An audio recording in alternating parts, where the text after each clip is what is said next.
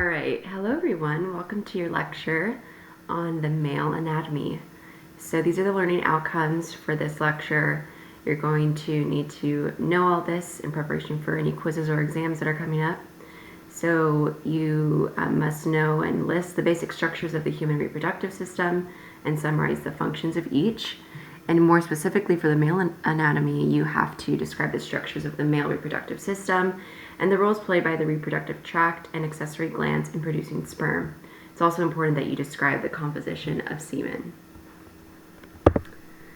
All right, so this is a very broad overview. These are all terms that you are going to really have to know, and I'll go through each of these in enough detail in the following slides, but if we remember from last lecture, we know that the gametes for males are sperm, and sperm are produced in the testes, and all of these other terms we'll get to know a little bit more, but this is a good slide to start writing flashcards with, or just know that you must recognize these terms on an exam. It's also a good idea to start recognizing this image. This is a great image for me to test you on. The way that I would like you to read this image is actually from the bottom up. Okay, so we're going to start, if I can draw, we're going to start down here. So this is where I'd like you to start. So these are the testes, and they're in something called the scrotum, which we'll get to. There's a structure called the epididymis that sits right on top of the testes, and then from the epididymis you'll see that there's this long tube. Okay, do you see that? You're going to start to follow that all the way down. You're passing all of these accessory glands. You're going to go all the way down the penis, and it's going to eventually evacuate the body through ejaculation. So this is how I'd like you to start recognizing this. Start from the bottom here and work your way around. This is another really great picture that I'd like you to be familiar with. This shows a cross-section of the testes. So what we're really going to be looking at are these muscles. We're going to be looking at these layers of skin. We're going to look at these folds, and then all of these convoluted tube channels that you see, these are going to be important. These are called the seminiferous tubules, but we'll get into that. Okay, so talking about the testes and the scrotum, you do not need to know exact measurements, but do know that the testes are relatively small, and they are housed in a fleshy pouch called the scrotum. So the scrotum is divided into two chambers or scrotal cavities, and each cavity holds one testes. So there are two testes, so there are two scrotal cavities. And there's a layer of smooth muscle around that scrotum that's called the dartos, and that's in the scrotal dermis, or the scrotal skin. And so the dartos muscle is responsible for wrinkling the scrotum to increase the surface area for warm air circulation around the testes. And it's also important to know that the dartos muscle is capable of prolonged contraction. Okay, so this is the first muscle of the scrotum. The second one that we need to know is the cremaster muscle, which lies just below the scrotal dermis. And contraction of the muscle, just like any other muscle, we think about the origin and insertion of it. Contraction of the cremaster muscle pulls the testes closer to the body, but the cremaster, in comparison to the dartos, is used for more shorter contractile periods. Okay, so let's talk about the layers of the scrotum now. So since the testes and the scrotum lie below the pelvic cavity, they're not necessarily central to the body like we would think of maybe the chest cavity or the peritoneum. And so it's really important that we have structures in place to help protect the testes, right? Because they're producing sperm. So each testes is wrapped in a fibrous capsule called the tunica albigina. And this is that fibrous capsule. You can see it here. It's surrounding these convoluted tubules, like I said. Those are the seminiferous tubules. And there also are two serous layers called the tunica vaginalis. Okay, so it's not really labeled here, but this blue area, these are the serous layers. Serous just means that they're like watery, or they're slippery, so they help reduce friction, which is important again because these testes lie below the pelvic cavity. So let's talk about the testes and temperature control. Once again, these muscles are super important for you to know. Okay, so it's a good slide to know. But the dartos muscle is made up of involuntary smooth muscle, responsible for longer control of the testes. Other parts of our body that are made up of involuntary smooth muscle include, for example, your colon or your intestines. You don't necessarily have control of your colon. You know, you don't say, okay, now I'm going to contract my colon. So that's why it's called involuntary. And it's also why this is under parasympathetic control. The parasympathetic control is the rest and digest phase, right?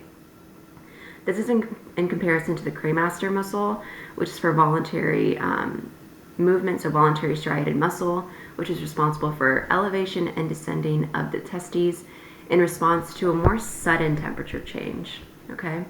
So because of this word, sudden temperature change, we can think of it as being under the control of the sympathetic nervous system, right? So that fight or flight response.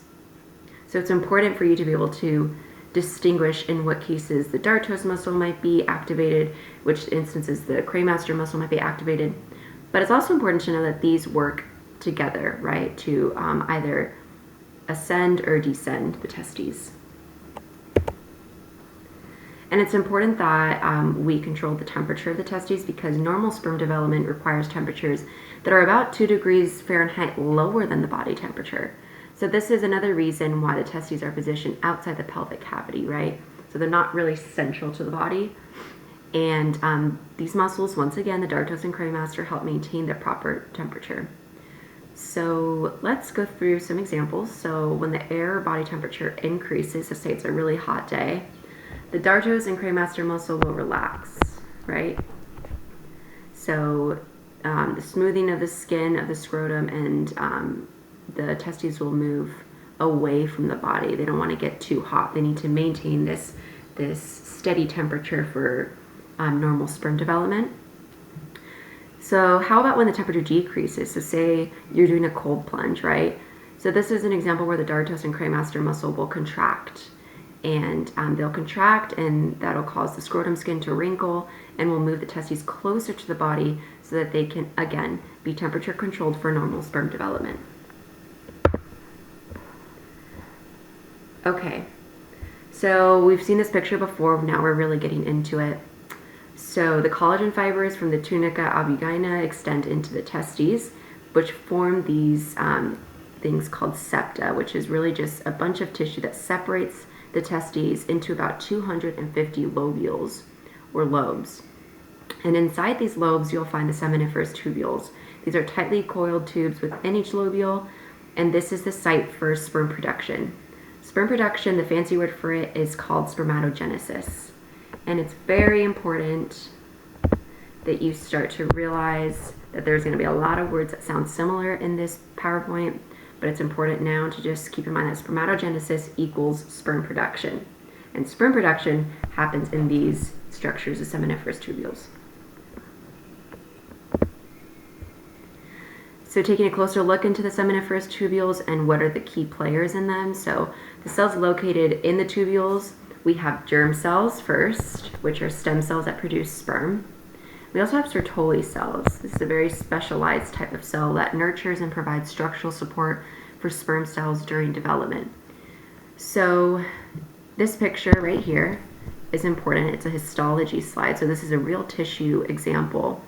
You have the Sertoli nuclei of these cells, right? So this is inside the seminiferous tubule. This is a cross section of it. That's why you see an empty space in the middle. And then let's talk about the cells located in the interstitial space, or this area, right? So interstitial meaning outside or in between.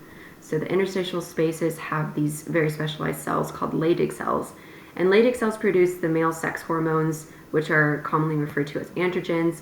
The main one that we're concerned with is the hormone testosterone.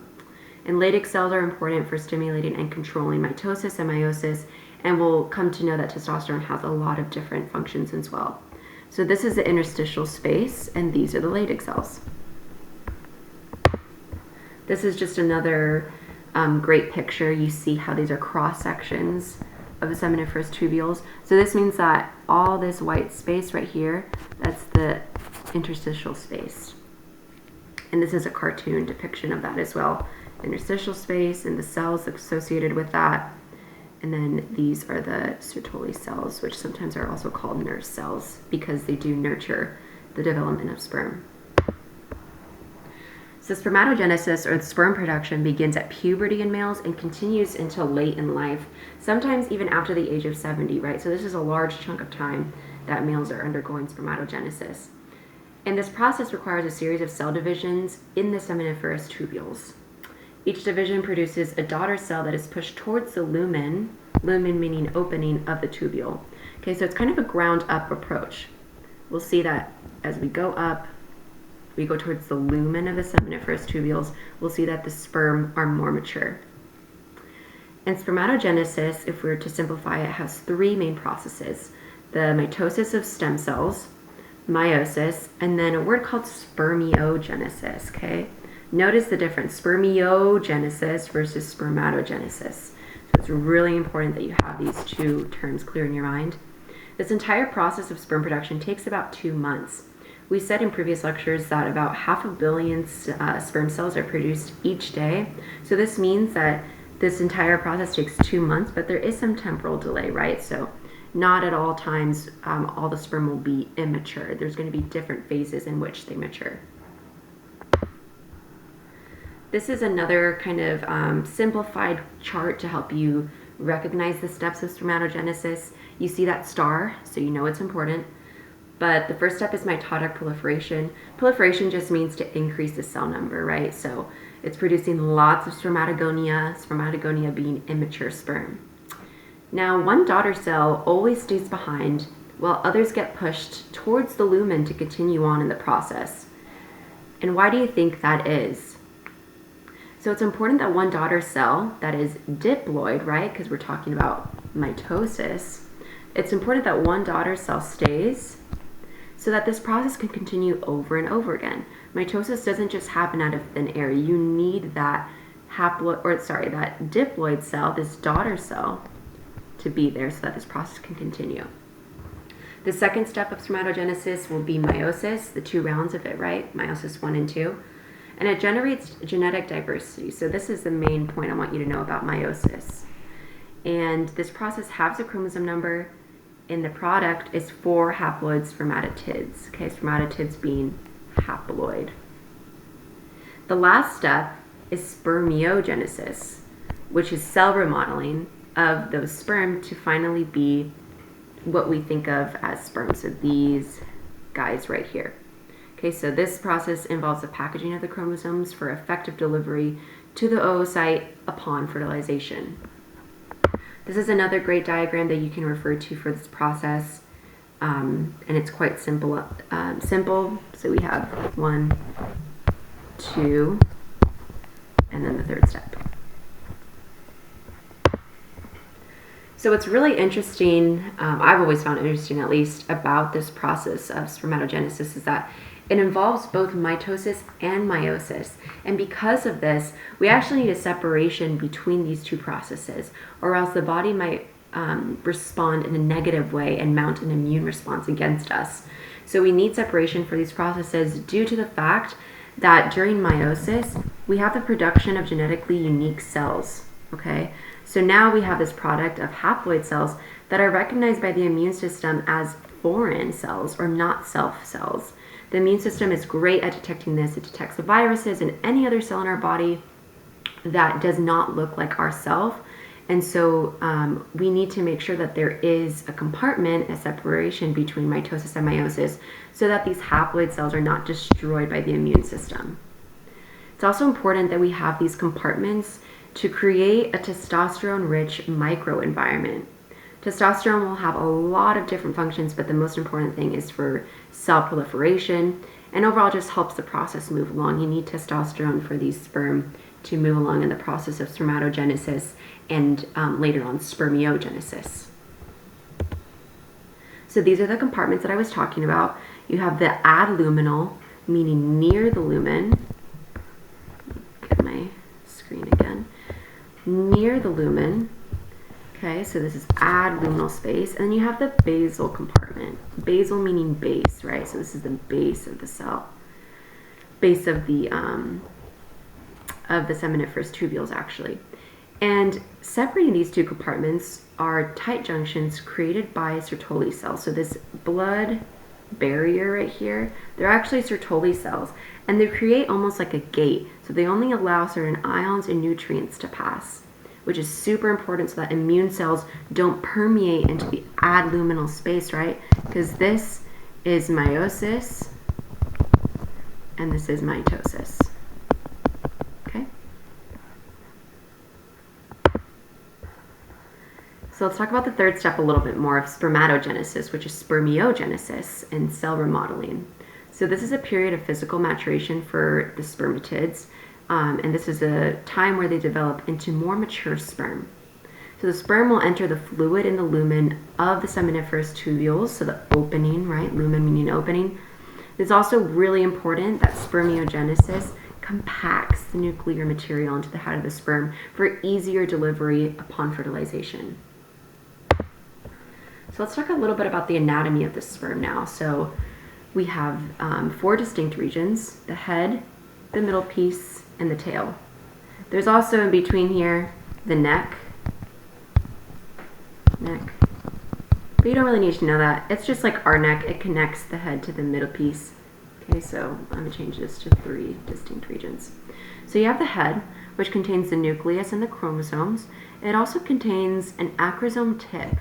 Acrosome just means that there's enzymes associated with it to help penetrate the oocyte. Next we have the middle piece. Really important here is that there's lots and lots of mitochondria, okay? This is the one time where I will accept that mitochondria really is the powerhouse of this sperm. Mitochondria need that to produce that ATP, that energy for movement, right? Because these sperm have a super long journey ahead of them. Last is the tail, which moves the sperm for propulsion or, quote, swimming. This is another figure. We have the head with the acrosome tip with all those really important enzymes. This is the neck, the middle piece with the mitochondria, and then the tail.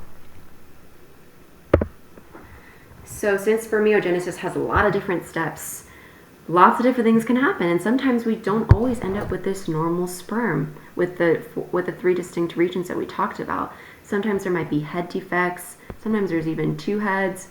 If there's no acrosome, then that sperm cannot permeate the oocyte, and that's really bad because fertilization cannot take place in that capacity. There also might be mid-piece defects, which is important because there might be some mitochondrial defects, which means that the sperm doesn't have enough energy to make the long journey. Really commonly, we also see some tail defects. They can either be too short or kind of kinked or maybe even too long. Some of them even have 2 tails. So we've talked about sperm. So let's now talk about semen, right? So semen is not just sperm. Semen is sperm plus some other secretions from the accessory glands in the reproductive tract. So you might be thinking, why is there a picture of 7-Up on my screen? Well, we're going to get into it, but 7-Up ends up being a really great mnemonic to help you remember the sperm ejaculation pathway. Okay, so seminiferous tubules, we already talked about that, site of sperm production. Then we're going to go into the epididymis, the vas deferens, the ejaculatory ducts. Unfortunately, we couldn't think of anything, so the N in 7-Up just means nothing. And then the semen will go through the urethra and outside the penis, or the penile urethra. This, again, is that picture that I want you to really remember. You should be able to, at some point before the exam, you should be able to recognize all of these structures and be able to label them. So this is the pathway, right? So we're starting off here, the epididymis, go all the way here and out. This is a great mnemonic. So let's talk about the epididymis first, the E in 7-Up, the first E. So the epididymis is a coiled tube attached to the posterior, the back portion of the testes, and fluid currents from cilia, remember those hair-like structures, they sweep up sperm into the epididymis. The main functions of the epididymis are to recycle damaged sperm, so those abnormal sperm that we saw. It's also a great site for storing and protecting mature sperm because it takes about 2 weeks for sperm to travel through the epididymis and complete their maturation.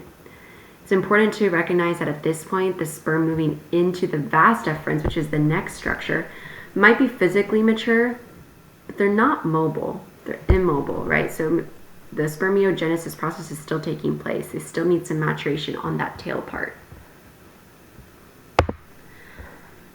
The next structure that we pass in semen ejaculation is the vas deferens. You can also see it referred to online as the ductus deferens, but if we call it the vas deferens, then it matches our mnemonic of 7-Up very nicely.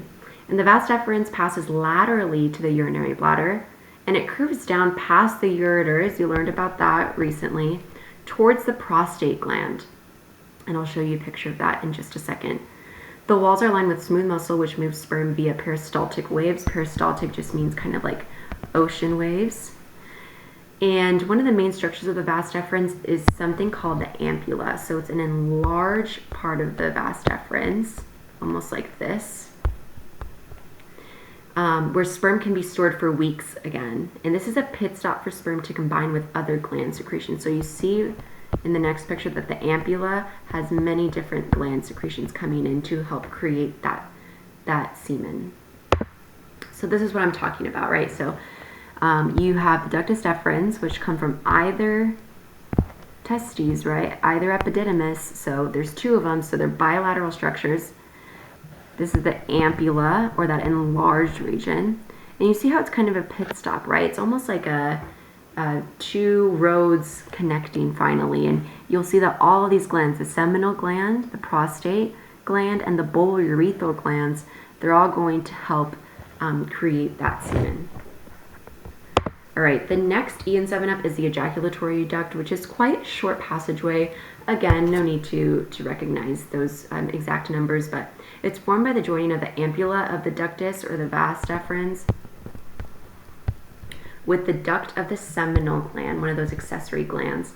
And this goes through the wall of the prostate, and it empties into the urethra. So the male urethra is quite long. It's about 7 to 8 inches long, and it extends from the urinary bladder to the very tip of the penis.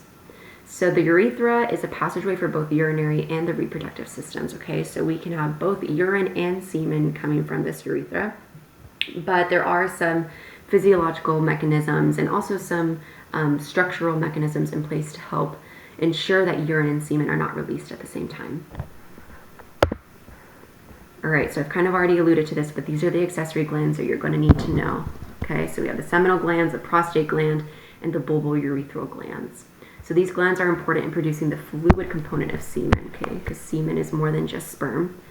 Some other functions include activating the sperm and providing nutrients for motility, so helping out with that tail and its function. They also generate peristaltic contractions to propel sperm and semen to help keep the process going. And they also produce buffers to counteract the acidic environment of the urethra and the acidic environment that can be found in a vaginal canal. So this is important because if an environment is too acidic, the sperm won't be able to survive the long journey. They have a long journey up the vaginal canal to find that oocyte and hopefully fertilize it. So the seminal glands, I would say these are really, really important accessory glands. They're paired. There's one on each side. You might also see them called the seminal vesicles, and they're important because they contribute the majority of the volume of semen, okay? And their secretions contain fructose for metabolism, which is important because this sperm need as much energy, right, to help propel them and help them find the oocyte. They also, these glands also secrete prostaglandins that stimulate smooth muscle along the male and female reproductive tracts.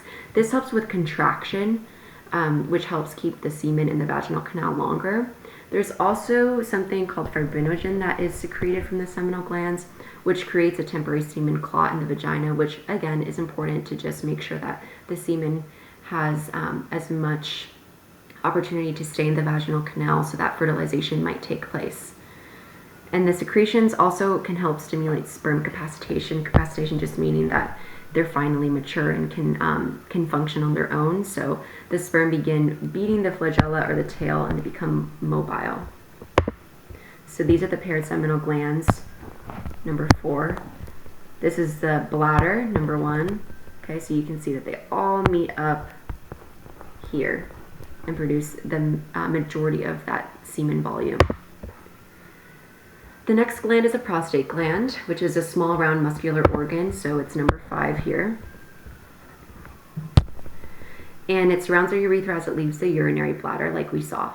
So prostatic fluid makes up about 20 to 30% of the volume of semen. It also contains something called seminoplasmin, which is a protein with some antibiotic properties. And antibiotic properties do tend to prevent UTIs or urinary tract infections in males. There's also some peristaltic contractions of the prostate wall to help propel the secretions into the urethra, so help things move along. And if you think that you've heard of prostate or prostate cancer, you're probably correct, because unfortunately 1 in 8 men in the US will be diagnosed with prostate cancer in their lifetime. So it is important just to know where the prostate is and to know about prostate health. The last accessory glands that I'll talk about are the bulbourethral glands. These are also paired, so there's 2 of them. That's why you see plural glands. They're located more at the base of the penis, and they contribute less than 5% of semen, okay? So not much at all. But the secretions that they do have are thick and basic, so more alkaline as opposed to acidic. And these secretions help lubricate the glans penis or the very tip of the penis. And these secretions can sometimes be referred to as pre-seminal fluid. Okay, so it's not much, only 5% of that volume. So moving on to the penis, which is a tubular organ containing distal portions of the urethra, and it introduces semen to the vagina during intercourse.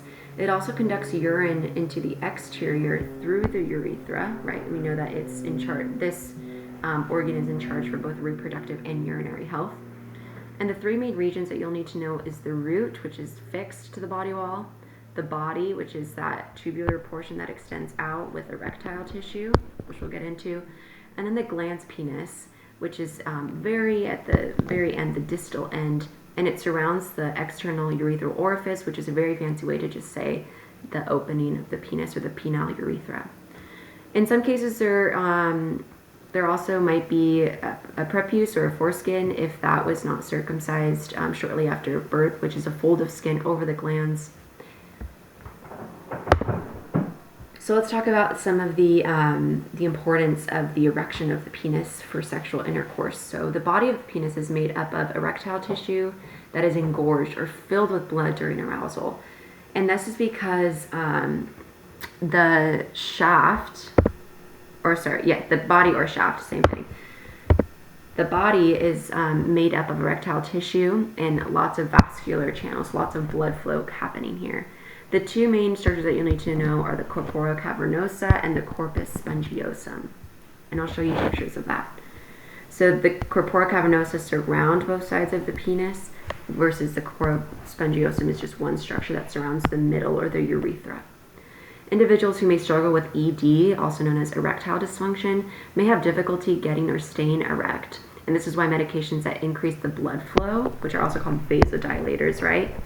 They're often prescribed for this, such as Viagra, to help increase the blood flow to these erectile tissues, the corpus cavernosa and the corpus spongiosum. In a resting state, there isn't much blood flow to the penis other than what is necessary to help maintain it normally and help send any nutrients that it needs. And the arterial branches, so the blood vessels, are constricted, right? We don't need a lot of blood flow. But during the erection, these vessels, they dilate, and these channels, they actually fill with blood to help the penis get erect and stay erect. And this erection is under parasympathetic control. Now, when we think about arousal and erection, we might want to think about more sympathetic control, right? This fight or flight, this energy, adrenaline that's pumping through our body. But it's actually under parasympathetic control, because if we think about blood flow, we want as much blood flowing to the corpus cavernosa and the corpus spongiosum. And so we need this kind of resting state, this kind of rest and digest to help those vessels dilate and get as much blood flow to the penis as possible. Okay, so this is a series of pictures just showing that. This is a cross-section of the corpora cavernosa, and the corpus spongiosum. You can see that the corpora cavernosa on both sides versus the corpus spongiosum is